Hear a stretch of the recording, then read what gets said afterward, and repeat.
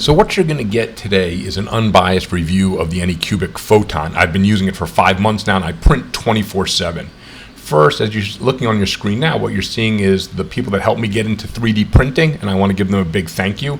Without their videos, I never would have even ventured into 3D printing, so thanks to them. And you're going to get a really honest review. I'm not a shill for Anycubic Photon. I don't get paid. And I've been using it for 5 months, so it's not a review from one of these people who fires it up, does 4 or 5 test prints, and then gives you a review. This is from heavy usage, basically printing 24/7 since I got it. So you're going to see, instead of watching me talk, which doesn't really help anything, I'm just going to show you prints. I'm going to show you a lot of prints that I've done.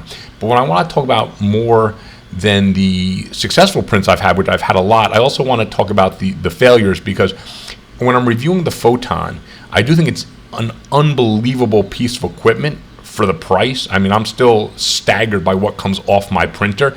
And even though I've been printing for 5 months 24/7, sometimes I take something off my plate and I look at it and I go, damn, that is just amazing. So yeah, like other reviewers have said, the detail you can get off this thing is insane. But I also want to let you know that there is a learning curve to it. A lot of those reviews, they sound like they fired it up and then prints just start coming out amazing, and I don't really think it works that way. Maybe their test prints, if you do that, come out amazing, but there is a learning curve.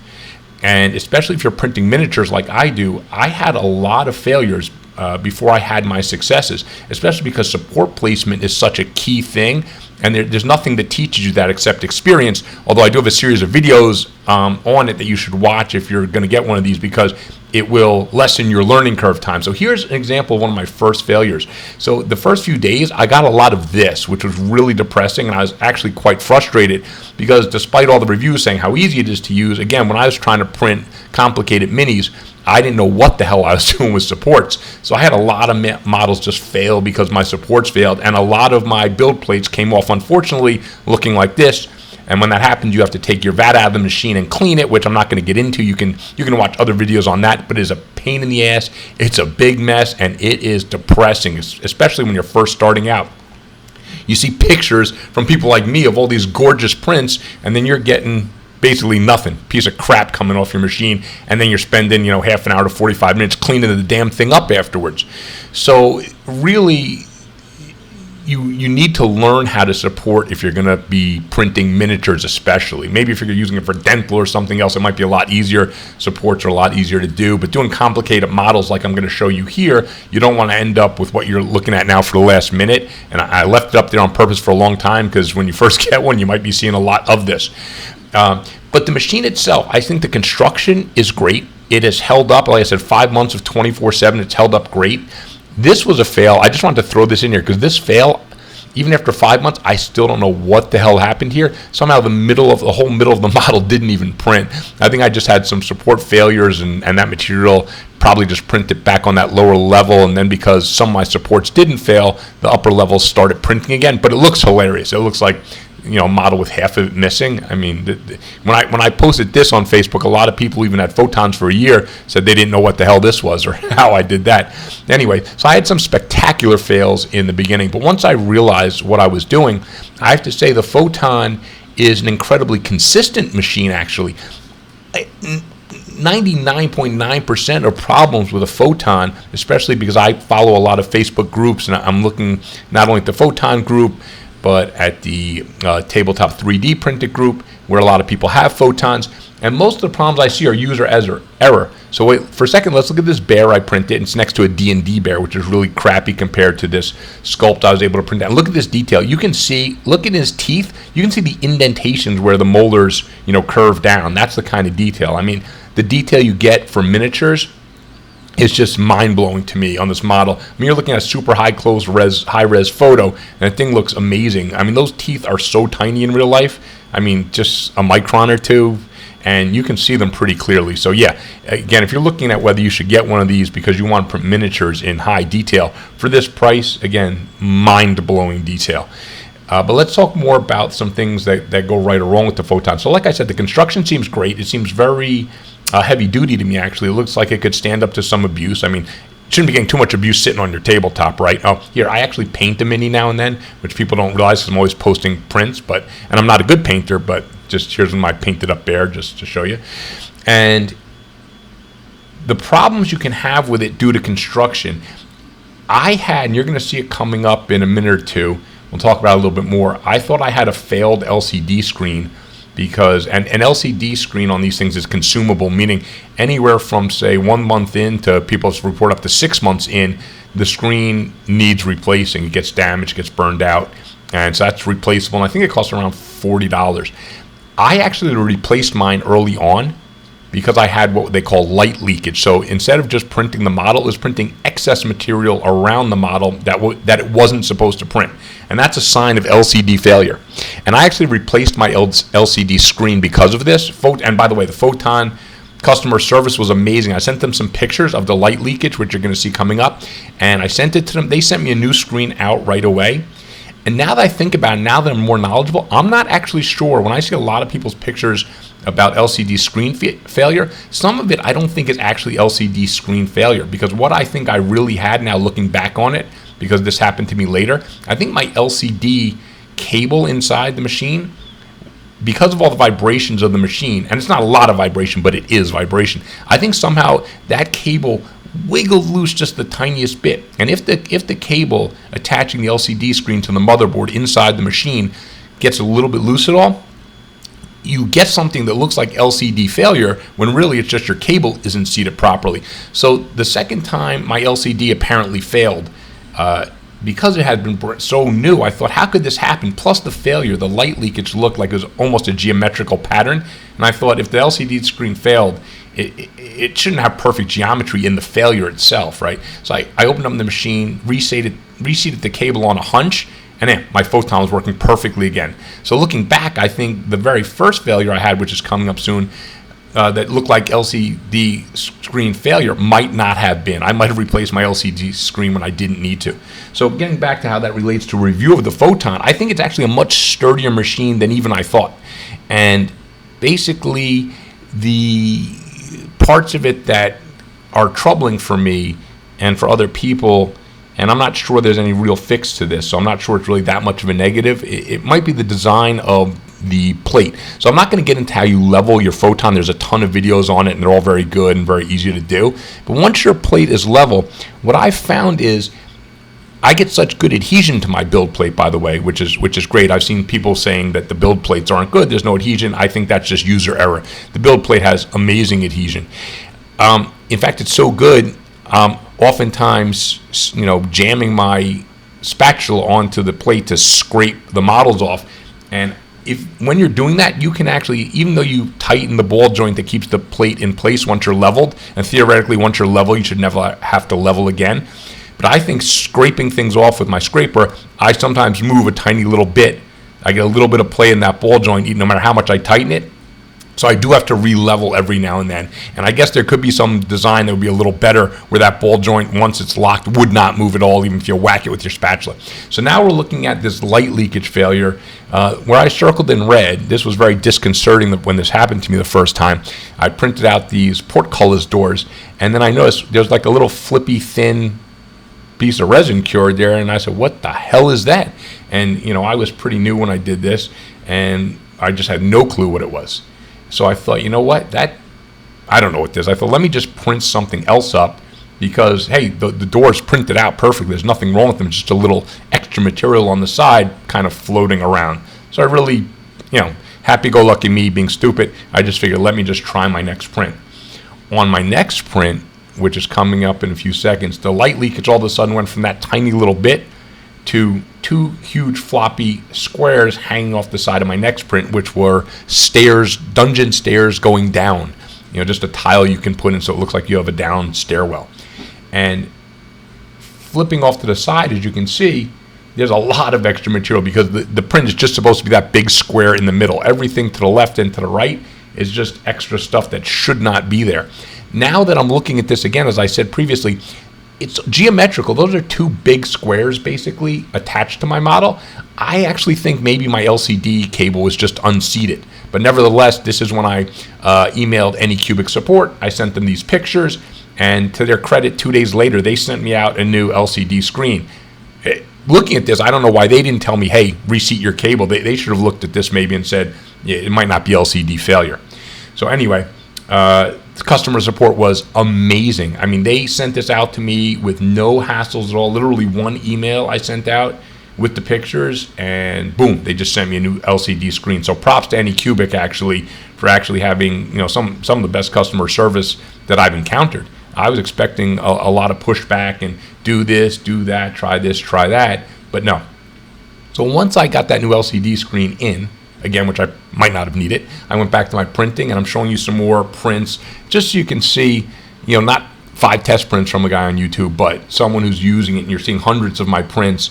And the other thing you'll notice, my prints are very clean. Again, that's because as I did this more and more and started messing around with different supports, I kind of became very practiced at placing supports on complex miniatures so that the miniatures would come out looking like this. And when you get miniatures like this off your Photon, you look at it and you say, this machine is incredible, worth every single penny. I mean, if I was getting miniatures of this quality from Reaper, well, I don't even think Reaper can give me stuff of this quality, to be honest. I think I'm printing higher quality than what I've ever gotten from Reaper or from WizKids like Nozzle's Marvelous Miniatures. The detail I'm getting on these is better.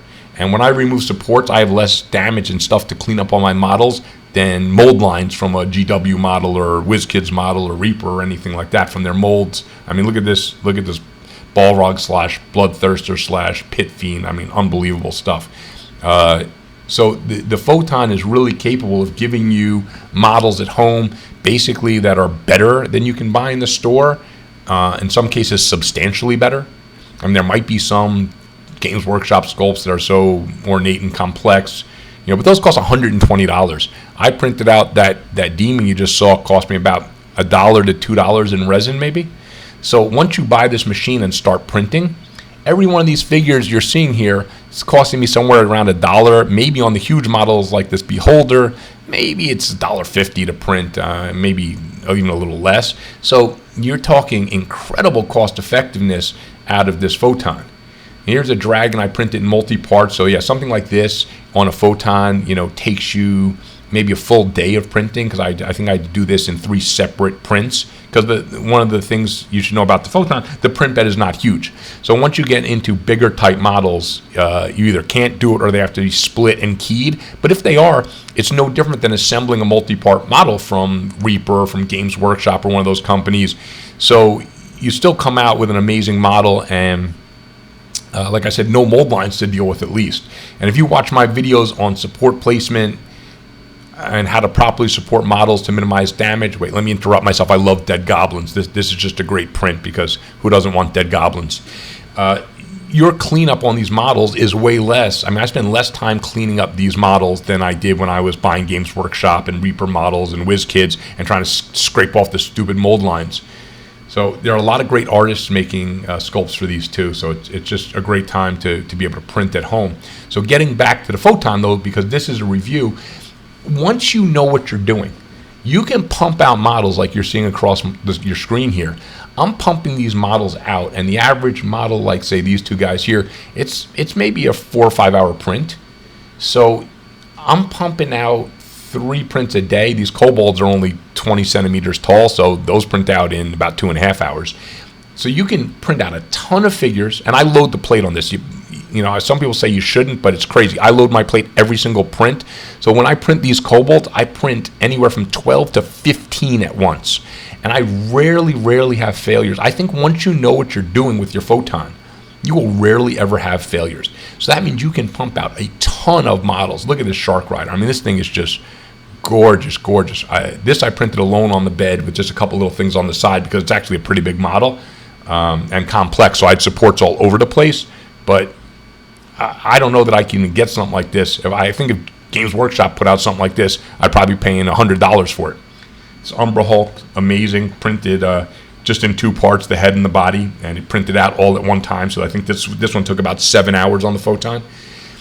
And you can see the quality you're getting here. So the Photon, if someone said to me, do you recommend the Photon? It's 110% yes. I think once you know what you're doing, this machine is totally amazing and worth every single penny. Yes, there's cleanup to do. Yes, that's a bit of a hassle. Yes, you will have some failures. No matter how good you are at this, I still have failures. because sometimes I try to get too cute supporting my models where, because I'm always trying for minimal damage and the cleanest looking model I can. So I push the limits and I get failures. When you get failures, you have to clean out your vat. Every now and then you get failures and realize you need to re-level your bed, which only takes 5 minutes, not even. You have to clean out your vat again if that's the case, because you might have some resin stuck to the bottom, whatever it is. Every now and then, the other consumable side, we talked about the LCD screen, and changing that out, by the way, I was very intimidated when I went to do it. It took me 20 minutes after watching a YouTube video, and it was quite easy. So don't be intimidated. I'm non-technical, and this machine is very easy to take apart when you need to. The other thing I had to do, which I was scared to do at first, was replace the film at the bottom of the vat, which is called an FEP film, and that film prevents the prints from sticking. It's a very slippery material and lets the print stick to the bed. But that is a consumable. It gets dinged up, used up. No matter how careful you are, how good you are at this, you will have fails. So it starts to get dense. It can even get a puncture, which is bad. I had a small puncture. Luckily, not enough resin got through to damage my photon, but I had to clean up a bit of a mess. Changing the FEP, again, I'm non-technical, so I was kind of scared to take the vat out and take it apart and do it. That took all of about 15 or 20 minutes also, and it was really, really easy to do. Again, there's very clear and good videos on YouTube. So I think maintenance on the machine is very easy. The only other thing is on what they call the Z-rod, the rod that goes up and down, where the build plate travels on. Mine actually started making a really, really weird sound about 3 months in, and I had no idea what it was. I was really scared. Turns out all I had to do was I used a paper towel and wiped the rod off. It had somehow some dust or some buildup on it, it looked like. I'm not sure from what, because I keep a pretty clean workspace. But anyway, I just wiped that off, put a little white lithium grease on that Z-rod, and it was printing perfectly and making no sounds after that. In fact, when it was making the sound, it still printed. It was just making a weird sound as it went up and down, laboring sound. It sounded to me, it's making a weird sound like that. It's either going to burn out your motor or damage something eventually. So you hear something like that, you just want to go grease up your rod right away. So overall, maintenance for this machine has been, I've had it for 5 months printing night and day, and I've spent maybe 3-4 hours on its maintenance, and that's only because I'm non-technical and I was very slow taking it apart and changing things I needed to change because I was really scared and I didn't want to screw up my machine. So overall, I actually couldn't recommend it more highly. I mean, I'm not comparing it to other resin printers because it's the only one I have. But if you get this one, you'll have done the right thing. I mean, very low maintenance, incredible models.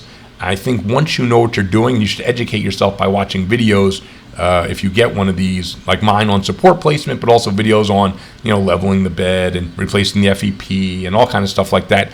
Then if you educate yourself on what to do to clean your models and all that stuff, it's not as messy as people say, because if you're organized and prepared, it's not so bad. Maintenance is very little, and results are mind-blowing. The only other thing about results, all resins are different, and there's a zillion different resins out there, so you have to go on the web, you have to make sure you research resin settings for different resins, and then test them out. I got some resin settings online from the photon community, and it turns out they weren't optimal. I actually had to change it a little bit to get better prints, and there are resin test prints you can do, which are good, which will help you. But I just did mine by trial and error, and I found the right settings for my resin, which is Elegoo gray. In the beginning it was Soraya blue. Now you see everything's in Elegoo gray. And once I got my settings dialed in, literally I have no failures anymore. Every now and then I will get a little failure because I've moved my print plate when I'm trying to scrape prints off it. But other than that, the machine is extremely, extremely reliable. So I would highly recommend anyone who prints minis, get a photon. You won't be disappointed. Just do your due diligence, do your research, learn what you're doing, and the machine will reward you. Like, look at this shot right here. These models came out beautiful. They're amazing. I'm so happy I have this machine. Thanks for watching. Please like, subscribe, and please watch my support video so you can get these results as well. Thanks.